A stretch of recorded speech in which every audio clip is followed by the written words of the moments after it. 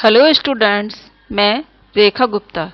आज हम हिंदी रीडर पुस्तक का पाठ 3 संसार सागर के अनाम नायक पढ़ेंगे। इस पाठ के लेखक अनुपम मिश्र जी है। इस पाठ के पीछे लेखक का क्या उद्देश्य है, आइए हम जानते हैं। सबसे पहले है प्राकृतिक संसाधनों का महत्व जानना। हमें जो चीज़ें प्रकृति से मिलती है उनका हमें महत्व समझना। समाज का जो उपेक्षित वर्ग है, जिनकी लोगों ने उपेक्षा कर दी है, जिनका लोगों ने तिरस्कार कर दिया है, उस वर्ग की उपयोगिता को जानना कि उनका क्या उपयोग है। बढ़ते प्राकृतिक असंतुलन के कारणों के प्रति जागरूकता लाना। समाज में, हमारी प्रकृति में जो असंतुलन हो गया है उसके लिए लोगों में जागरूकता लाना। जल संरक्षण और संवर्धन के उपाय जानना कि हम जल को कैसे बचा सकते हैं, कैसे हम इसे इकट्ठा कर सकते हैं। पारंपरिक माध्यमों से जल स्रोत निर्माण का परिचय देना और उनके प्रति सजग भी होना। प्राचीन काल के लोगों के अनुभव और प्रकृति प्रेमी रूप को सामने लाना। यह पाठ हमें उन अनाम लोगों का जिक्र करता है जिन्होंने भारत के विभिन्न हिस्सों में जल स्रोत ढूंढने और सैकड़ों हजारों तालाबों को बनाने में महत्वपूर्ण भूमिका निभाई। यह पाठ हमें उन लोगों के बारे में बताता है जिन्होंने भारत के अलग अलग हिस्सों में जल स्रोतों को ढूंढने में महत्वपूर्ण भूमिका निभाई। वे लोग पढ़े लिखे नहीं थे, लेकिन वो अनुभव के मामले में कई ज़्यादा थे, मतलब उन्हें कई बहुत ज़्यादा अनुभव था। कौन थे इस संसार सागर के अनाम नायक? सैकड़ों हजारों तालाब अचानक से प्रकट नहीं हुए थे। इनके पीछे हजारों लोग थे जिन्होंने इन्हें बनवाया। लेखक कह रहे हैं कि सैकड़ों हजारों तालाब अचानक से ही प्रकट नहीं हुए, इनके पीछे हजारों लोग थे जिन्होंने इन्हें बनवाया। लेकिन पिछले 200 वर्षों में, पिछले 200 ईयर्स में नई किस्म की थोड़ी सी पढ़ाई पड़ गए समाज ने तालाब बनाने वालों को शून्य ही बना दिया।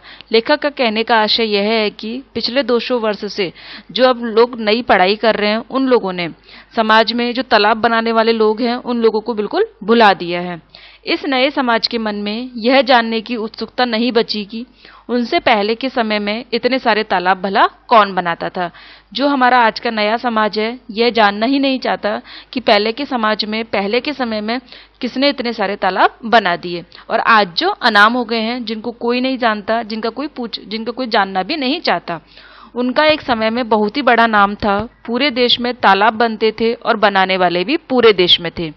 कई यह विद्या जाति के विद्यालय में सिखाई जाती थी, तो कहीं यह जात से हटकर एक विशेष पात भी बन जाती थी। पात अर्थात कोई पंक्ति या फिर कगार। इस तरफ से बनाने वाले लोग एक जगह बसे मिलते थे तो वे कई जगह घूम घूम कर भी इस काम को करते थे।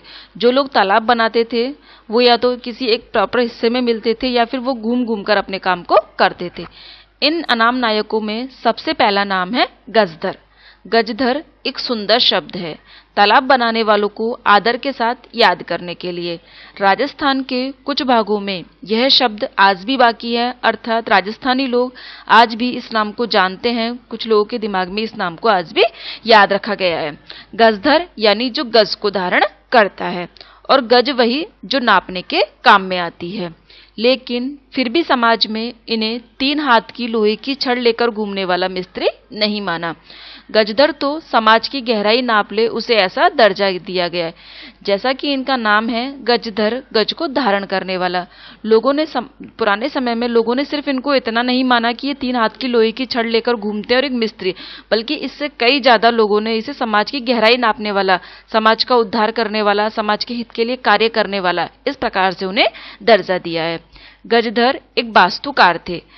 वो जो नक्शा होता है वो बनाते थे। गांव समाज हो या नगर समाज, उनके नव निर्माण की, उनके नए निर्माण की, रख रखाव की जिम्मेदारी गजधर ही निभाते थे। गजधर भवन का प्रारूप तैयार करते। नगर नियोजन से लेकर छोटे निर्माण के काम गजधर के कंधों पर ही टिके थे। चाहे किसी नगर को बनाने की योजना हो, चाहे कोई छोटा सा निर्माण करना हो, ये सारे काम गजधर के ऊपर ही थे। वे योजना बनाते थे। योजना मतलब प्लानिंग। कुल काम की लागत निकालते थे कि इस काम में कितनी लागत आएगी, कितना इन्वेस्टमेंट होगा। काम में लगने वाली सारी सामग्री जुटाते थे। इन सब के बदले वे अपने जजमान से ऐसा कुछ नहीं मांग बैठते जो वे दे ना पाए। जजमान जो धार्मिक अनुष्ठान करते हैं उन्हें कहते हैं जजमान। लोग भी ऐसे थे, उनसे जो कुछ बनता वे गजधर को भेंट कर देते। काम पूरा होने पर पारिश्रमिक के अलावा गजदर को सम्मान भी मिलता था। गजदर जो कार्य करते थे उनके बदले उन्हें पारिश्रमिक मिलता था, काम का मेहनताना मिलता था, उसका पैसा मिलता था। इसके अलावा लोगों के द्वारा उनको सम्मान भी मिलता था। सरोपा भेंट करना अब शायद सिर्फ सिख परंपरा में ही बचा है। सरोपा होता है सिर से लेकर पैर तक का वस्त्र और आभूषण, सिर से लेकर पैर तक के वस्त्र और आभूषण। सरोपा भेंट करना अब शायद सिख परंपरा में ही बचा है, पर अभी कुछ समय पहले तक राजस्थान में गजधर को गृहस्थ की ओर से बड़े आदर के साथ सरोपा भेंट किया जाता रहा है। राजस्थान जो राज्य है उसके अंदर गजधर को गृहस्थ लोगों की तरफ से बड़े ही आदर के साथ पारिश्रमिक और सरोपा भेंट किया जाता था। पगड़ी बांधने के अलावा चांदी और कभी कभी सोने के बटन भी उन्हें भेंट दिए जाते थे। जमीन भी उनके नाम की जाती थी। पगड़ी पहनाए जाने के बाद गजदर अपने साथ काम करने वाली टोली के कुछ और लोगों का नाम बताते थे। उन्हें भी पारिश्रमिक के अलावा यथाशक्ति अर्थात जो देने वाला है उसकी शक्ति के अनुसार कुछ ना कुछ वो भेंट दी जाती थी। कृतज्ञता का यह भाव, उपकार का यह भाव तालाब बनने के बाद होने वाले भोज में विशेष रूप से देखने में भी आता था। हम यहाँ चित्र में देख रहे हैं कि किस प्रकार से पहले के ज़माने में लोग तालाब बनाते थे, उनको खोज करते थे कि कहाँ पर तालाब बन सकता है और वो उन स्थानों की जांच किया करते थे। अब आगे है अभ्यस्त आंखों का सुंदर उदाहरण थे गजदर, अर्थात सभी लोगों के दिमाग में एक नाम था कि गजदर। लोग उन्हें देखने के अभ्यस्त थे, आदी हो चुके थे। गुरु शिष्य परंपरा से काम सिखाया जाता था। नए हाथ को पुराना हाथ इतना सिखाता, इतना उठाता कि कुछ समय बाद वह जोड़िया बन जाता। पुराने समय में जो गुरु थे वे अपने शिष्य को काम सिखाते और नए हाथ को, नए लोगों को वो इतना काम सिखाते, इतना ऊपर उठाते कि वह एक जोड़िया बन जाता। जोड़िया यानी गजदर का एक विश्वसनीय साथी जो हमेशा उनके साथ रहे। एक गजदर के साथ कई जोड़िया होते थे। कुछ अच्छे जोड़िया वाले गजदर स्वयं इतने ऊपर उठ जाते थे, बस फिर उनका नाम भी गजदर रह जाता था। जो गजदर थे उनके पास कई सारे विश्वसनीय साथी होते थे। उन साथियों में से कई लोग ऐसे होते थे कि वो अपने कार्य के कारण, अपने काम की कुशलता के कारण इतने ऊपर उठ जाते थे कि वो भी गजदर के नाम से ही प्रचलित हो जाते, पर गज उनका छूट जाता। अच्छे गजदर की एक परिभाषा यही थी कि वे औजारों को हाथ नहीं लगाते, सिर्फ जगह देखकर निर्णय लेते कि कहाँ पर क्या करना है। वे एक जगह बैठ जाते और सारा काम उनके मौखिक निर्देशों पर ही चलता रहता।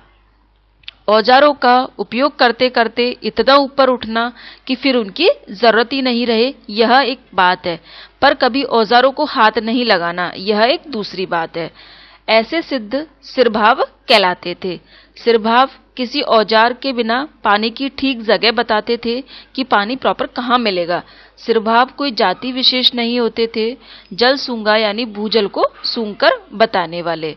जल सूंगा का मतलब है जो धरती को सूंघकर बता दे कि यहाँ पर पानी हो सकता है। सूंघकर बताने वाले लोग भी सिरभाव के जैसे ही होते थे, पर वे जल की तरंगों के संकेत को आम या जामुन की लकड़ी की सहायता से पकड़कर पानी का पता बताते थे। जो जलसूंगा लोग होते थे वो भूजल को सूंघकर बताते थे, और जो सिरभाव लोग होते थे वो भी इसी विधि के द्वारा बिना औजार के पानी की ठीक जगह बताते थे कि पानी कहाँ पर मिल सकता है। वे जामुन या आम की लकड़ी की सहायता से पानी का पता लगाते थे, और यह काम आज भी जारी है। आज भी हम देखते हैं कि जो ट्यूबवेल खोलने वाली कंपनियां हैं, पहले यंत्र से जगह को चुनती है, फिर इन्हें बुलाकर और पक्का कर लेती है कि पानी मिलेगा या नहीं। सरकारी क्षेत्रों में भी बिना कागज पर दिखाए इनकी सेवाएं ले ली जाती है, अर्थात जो सरकारी लोग होते हैं वे भी बिना कागज में शो किए कि हमने इन्हें बुलाया, इन्हें पैसा दिया, इनकी सेवा लेते हैं, इनसे काम करवाते हैं। थैंक